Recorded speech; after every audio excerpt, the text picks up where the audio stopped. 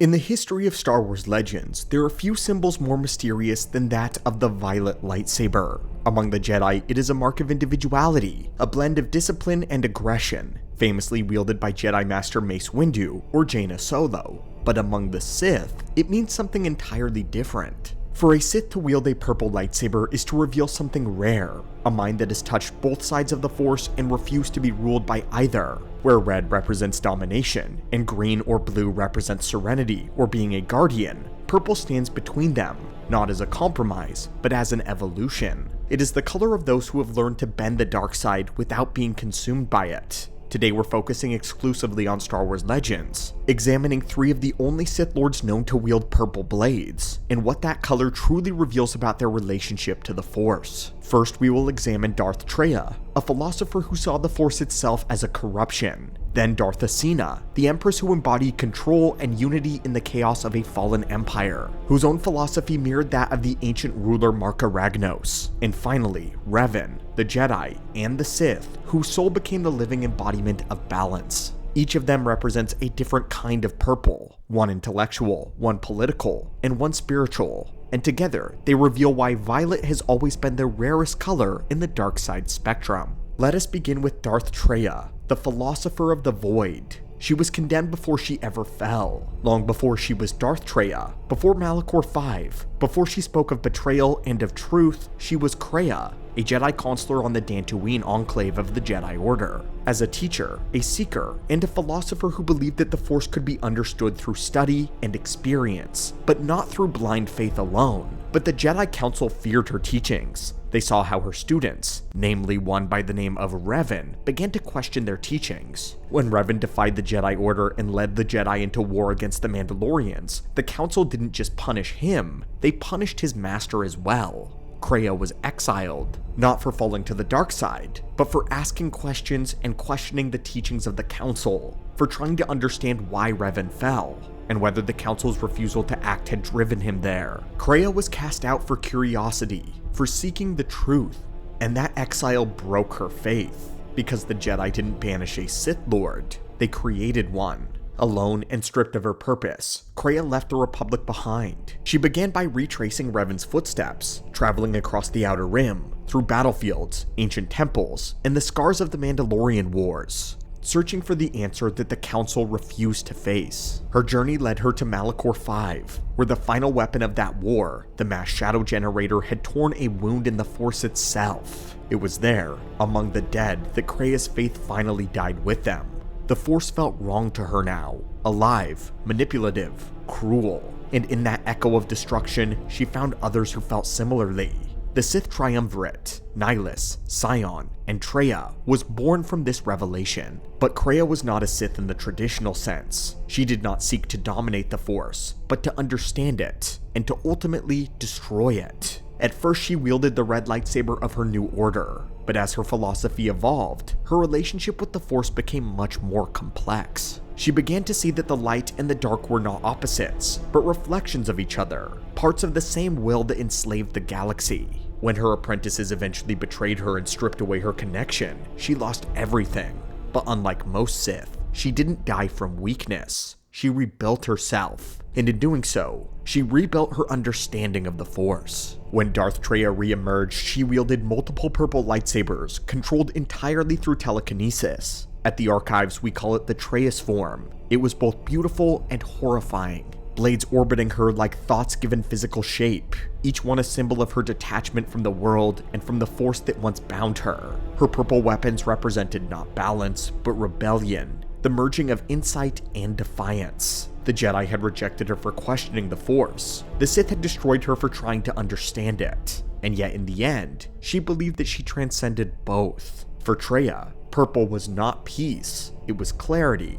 It was what happens when someone has touched both extremes of the Force and refused to bow to either. But now we reach the second, Darth Acina and Marka Ragnos, order through the chaos. Darth Acina's story begins millennia after Traya's ends, but her path mirrors another Sith, a Sith whose legacy has defined an entire civilization, Marka Ragnos. Ragnos ruled during the ancient golden age of the Sith Empire, a time when lightsabers were rare, and power was measured in sorcery, bloodlines, and with the Sith Warblade. He was not the strongest or most powerful Sith to ever live, but he was perhaps the most unifying. Where other Dark Lords sought to destroy one another, Marka Ragnos understood something deeper, that the dark side's chaos could be shaped, that through conflict came strength, and through strength came progress. Marka Ragnos mastered how to use the fires of chaos for the progression of the greater empire. It was this belief that allowed him to build the greatest Sith Empire in history, a reign so complete that his death alone plunged it into centuries of civil war. And if Ragnos had ever forged a kyber crystal, if he had ever chosen a color to represent that perfect balance between fury and discipline,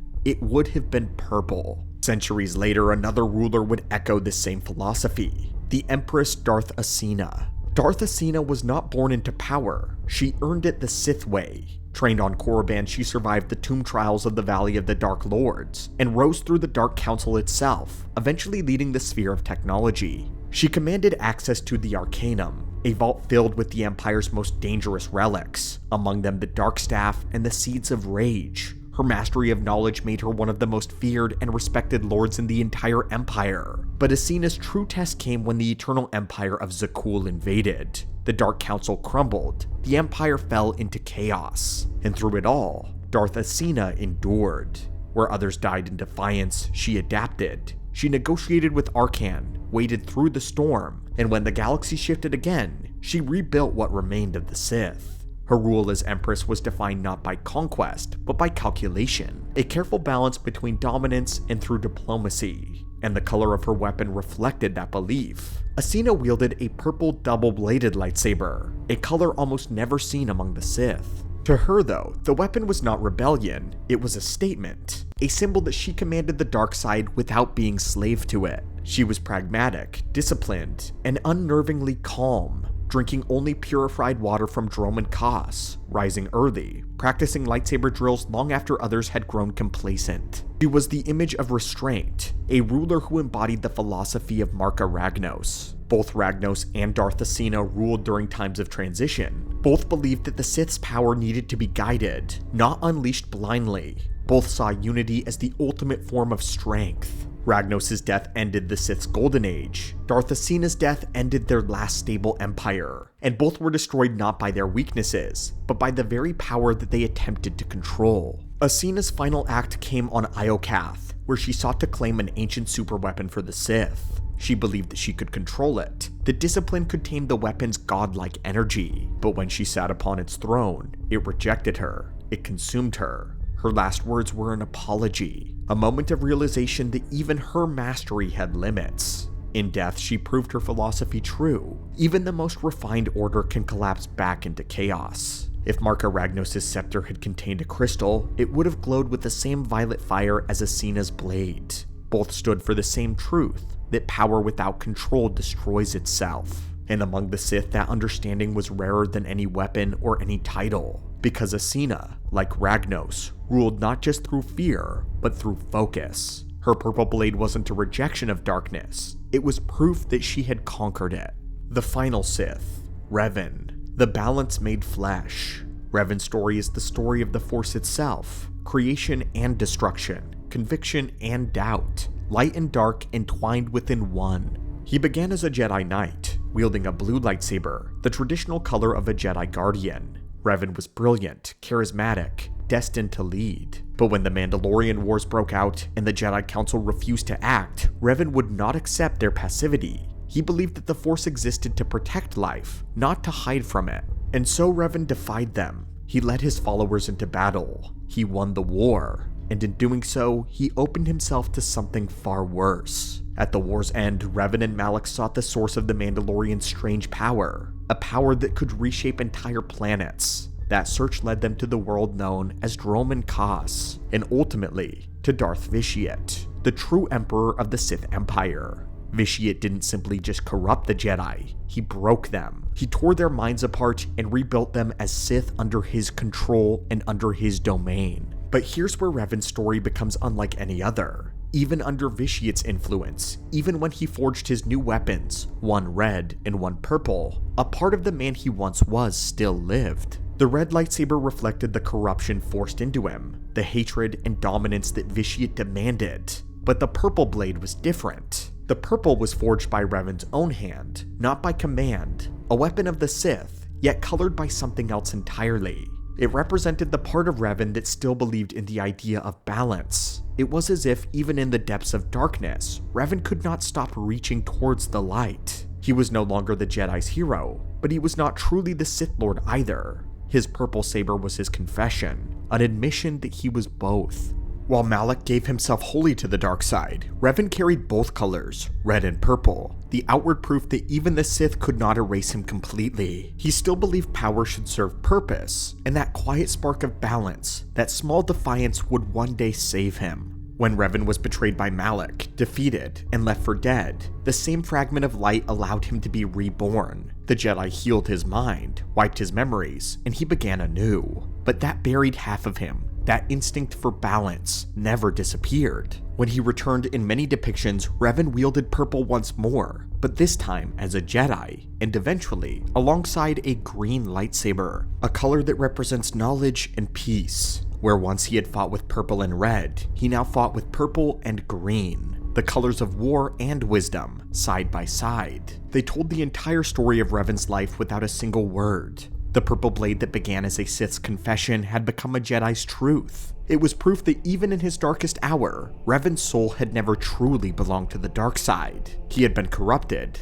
but never consumed. In the end, his weapons reflected what few beings in Star Wars history have ever achieved: harmony between conflict and clarity. Revan's purple saber was born in darkness but forged from light, and his green lightsaber, born in peace, was tempered by the trials of war. Together they symbolized not redemption alone, but integration. Revan didn't reject who he had been, he accepted it. And that's why, long after his death, his name still carries the same weight as his blade. The mark of a man who proved that the Force's true power lies not in purity, but in acceptance. The purple lightsaber is more than just a fusion of colors. It is a symbol of those who have walked through both extremes of the Force and have survived. For Traya, it represented understanding, the rebellion of knowledge itself. For Darth Acina, it represented control, the ability to rule chaos rather than fall to it. For Revan, it represented transcendence, the moment when division became harmony. And for Marka Ragnos, who never wielded one, but still lived its philosophy, it would have represented the same truth: that chaos, when mastered, becomes creation. The violet blade is not the mark of peace or compromise. It is the mark of those who have seen the Force in all of its cruelty and beauty, and decided to rise above both. Few ever reach this point, and that's why across all of Star Wars, purple remains one of the rarest colors. It is the color of those who have been broken, remade, or enlightened. Each of them stood between two extremes, and in doing that they revealed a truth few Force wielders ever accept: that the Force is not meant to be obeyed or resisted. It is meant to be understood. But of course, all of this fantastic lore and symbolism began because Samuel L. Jackson simply looked at George Lucas and asked, "Hey, can I have a purple lightsaber so that I can stand out?" And George said yes. From that one choice, an entire spectrum of meaning was born. A single color that grew to represent balance, defiance, and individuality across the galaxy. So now I'll turn to you. Which purple lightsaber wielders do you think deserve more recognition in Star Wars lore? Did we miss anyone? And who's your personal favorite wielder of the violet blade? Let me know in the comments. And as always, thank you for diving deep into the archives with me, and may the Force be with you.